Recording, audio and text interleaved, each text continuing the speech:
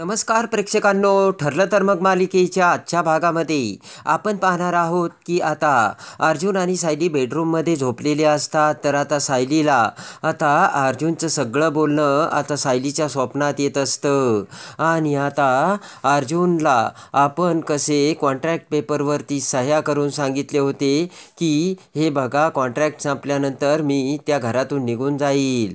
सायली म्हणते की पण कॉन्ट्रॅक्ट म्हणून मी या घरात आले आणि नंतर सगळं काही कधी कसं बदललं ते मला कळलंच नाही. अर्जुन म्हणतो की खरंय मिस सायली. आणि लगेचच हसत अर्जुनने ते कॉन्ट्रॅक्ट पेपर समोर धरून फाडलेले असतात.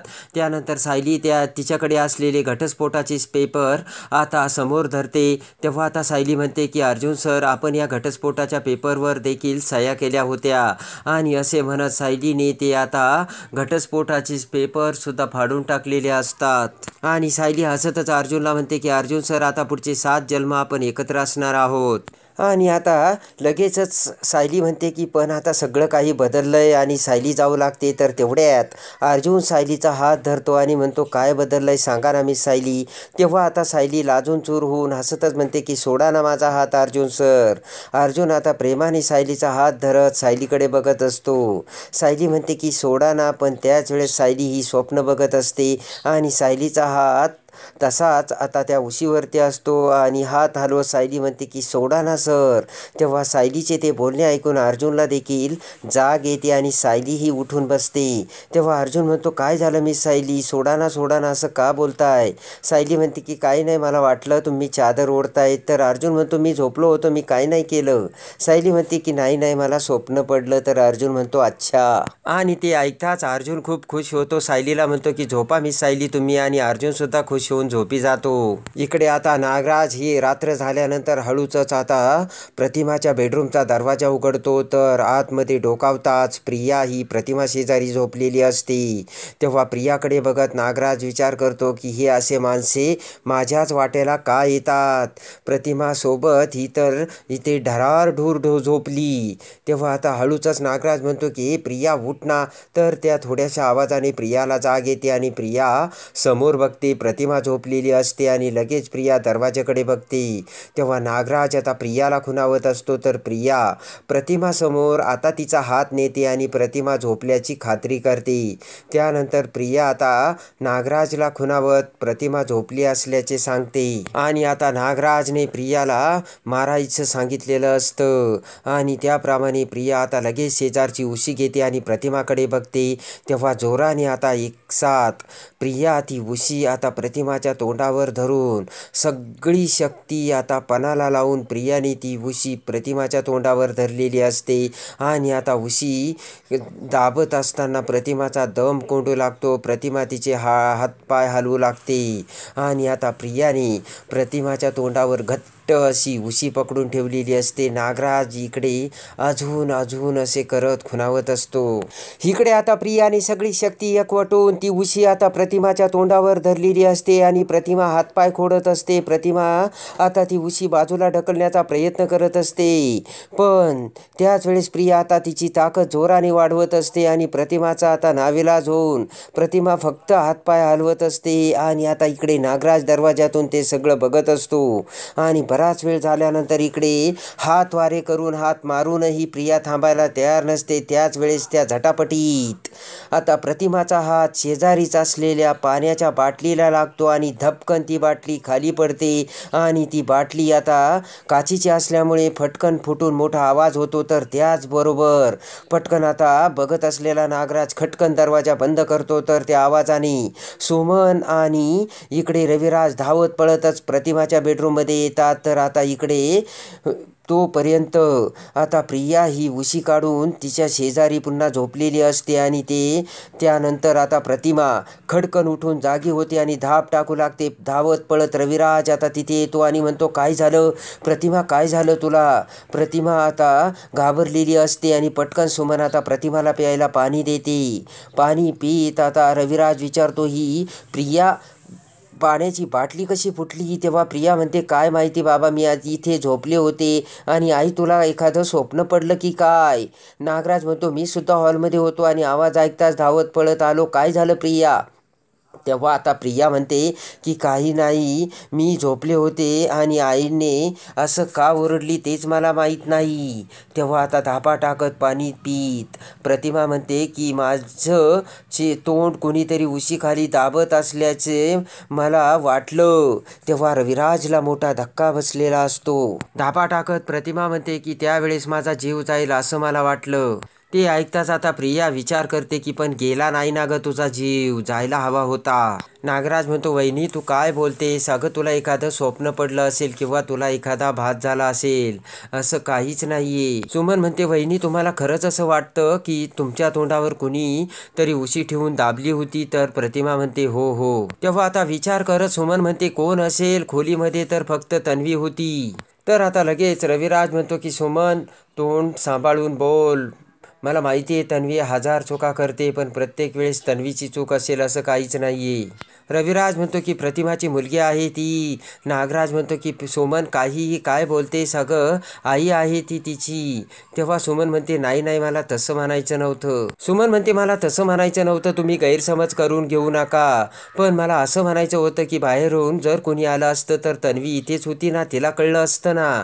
तेव्हा आता रविराज पुन्हा विचारात पडतो. तेव्हा आता रविराज म्हणतो की प्रिया तुला इथे कुणाची हालचाल जाणवली का किंवा अंधारात कुणीतरी आहे असं कधी वाटलं का? तेव्हा आता प्रिया म्हणते नाही बाबा इथे कुणीच आले नाही, मला काही वाटलंही नाही. प्रिया म्हणते बाबा इथे कुणीच आलं नव्हतं, मग तोंडावरती उशी ठेवून मारण्याचा प्रश्नच तरी कसा येतो? तेव्हा आता प्रिया म्हणते की बाबा आईला कसलं तरी विचित्र स्वप्न पडलं असणार आहे. नागराज म्हणतो की तसंच झालं असणार. तेव्हा आता लगेचच नागराज म्हणतो की वहिनी तू काही काळजी करू नकोस बरं, तू आता शांत झोप, आम्ही सगळे जागेच आहोत. तेव्हा आता प्रिया म्हणते की आई तू काहीही काळजी करू नकोस बरं का, तू शांत झोप, मी आहे ना तुझ्या बाजूला. आणि आता प्रतिमाला झोपताच आता इकडे प्रिया हात जोडून आता रविराज समोर म्हणते की उद्याच मी देवी आईकडे मंदिरात जाते आणि तिला हात जोडून नवस करते की माझ्या आईला लवकर बरं वाटावं म्हणून. नागराज म्हणतो की तन्वी तुझ्या आईसाठी तुलाच काहीतरी करावं लागणार आहे, असं रडून नाही चालणार.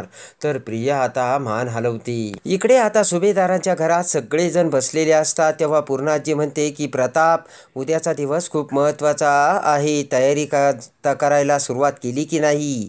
प्रताप म्हणतो की अगं पूर्णाजी मी अश्विन सगळी काही तयारीला लागलोय. तर मधुभाऊ म्हणतात उद्याचा दिवस एवढा महत्त्वाचा असतो का? तर प्रताप म्हणतो हो. आणि इकडे तेवढ्या दरवाजात कल्पना तिची बॅग घेऊन तिथे येते आणि म्हणते की उद्याचा दिवस तर दणक्यात साजरा व्हायलाच हवा.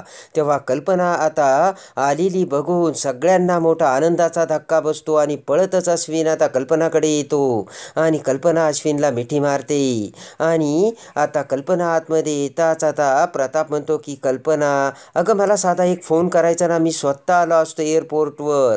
तर अश्विन म्हणतो की अहो बाबा तुम्हाला जर कळवलं असतं तर तुमचा चेहरा एवढा खुल्ला असता का? तेव्हा सर्वजण हसू लागतात. आणि आता इकडे नागराज आणि प्रिया महिपतकडे येतात आणि महिपतला सगळी हकीकत सांगतात. तेव्हा आता महिपत म्हणतो की त्या अर्धवट बाईने मला बघितलं होतं, त्याच वेळेस मला फोन केला असता आणि मला सांगितलं असतं तर. तेव्हा प्रिया म्हणते की मी काकांना सांगितलं होतं. नागराज म्हणतो की महिपत त्यावेळेस जर तुला सांगितलं असतं तर त्याच रात्री तू प्रतिमाला घरात येऊन उडवलं असतंस. तर आता महिपत म्हणतो मग दुसरं काय करायला हवं होतं? साक्षी म्हणते की नाही अण्णा त्या प्रतिमाने तुम्हाला बघितलं हे मान्य आहे आणि तिने तुम्हाला ओळखलं हे देखील विस्मयाचकित आहे, पण आत्ता जर आपण त्या प्रतिमाला मारण्याचा प्रयत्न केला तर आपल्यासाठी ते खूप जास्त अवघड होईल. नागराज म्हणतो की महिपत यामध्ये तुला आता पडण्याची काहीच गरज नाहीये, आमचे प्रयत्न चालू आहेत तेव्हा आम्ही काहीतरी करूच. नागराज म्हणतो की त्या रात्री प्रियाने प्रतिमाच्या तोंडावरती उशी दाबली होती, मेली असती ती, पण त्याच वेळेस कसला तरी आवाज झाला आणि ती वाचली. साक्षी ते सगळं ऐकते. इकडे आता कल्पना म्हणते की उद्याचा दिवस आता असा जाऊन देणं चुकीचं होतं म्हणून मी लगेच फ्लाईटची तिकिटे बुक करून आले निघून. कुसुमकडे बघत आता कल्पना म्हणते की कुसुमताई तुम्ही कधी आलात? कुसुम म्हणते की हे काय, मी आत्ताच आलेत, मधुभाऊंचा पाय येथून निघत नव्हता तेव्हा मला वाटलं मीच फेरी मारून येते म्हणून. इकडे आता साक्षी ते सगळं ऐकून आता नागराज महिपत आणि प्रियाला म्हणते की तुमच्या डोक्यात कसं नाही आहे, एखाद्या बाईचा खून करून हे प्रकरण मिटणार नाही आहे.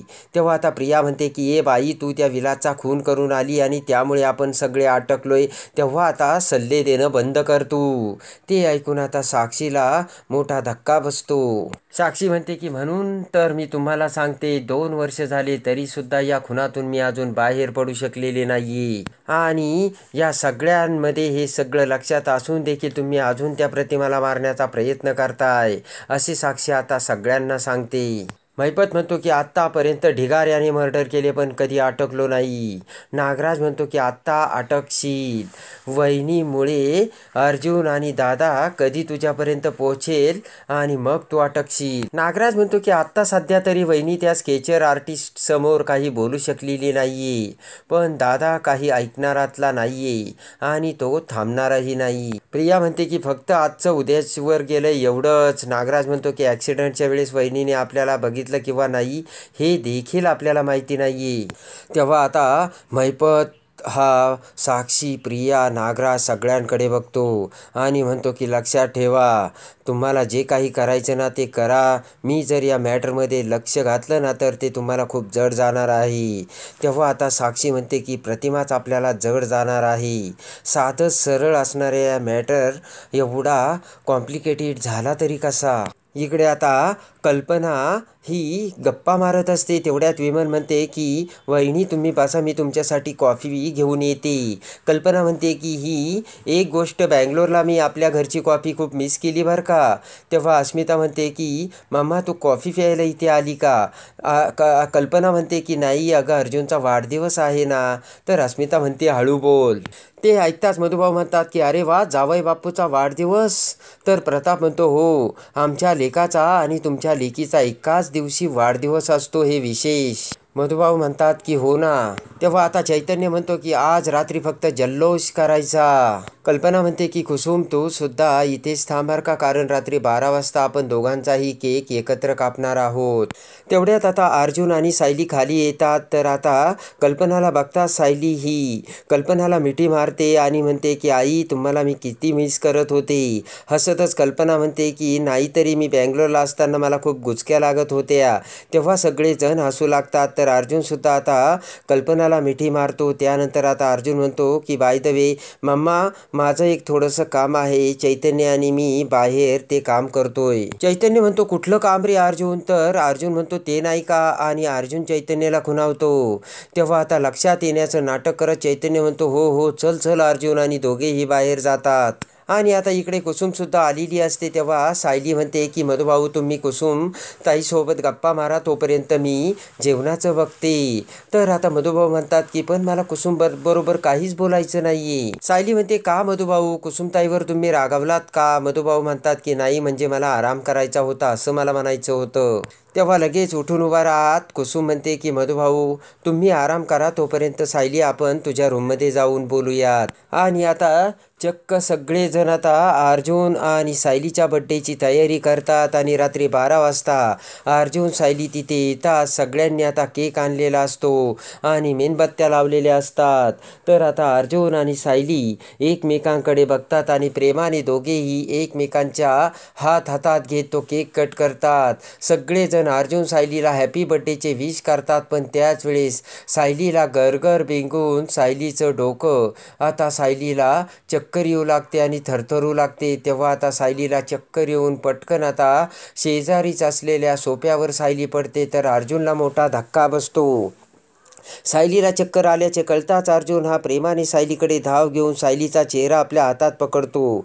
तर आता पुढे काय होणार हे बघण्यासाठी आणि ठरलं तर मग मालिकेच्या डेली अपडेटसाठी बेल नोटिफिकेशनवर क्लिक करून आपल्या चॅनलला लाईक करा, सबस्क्राईब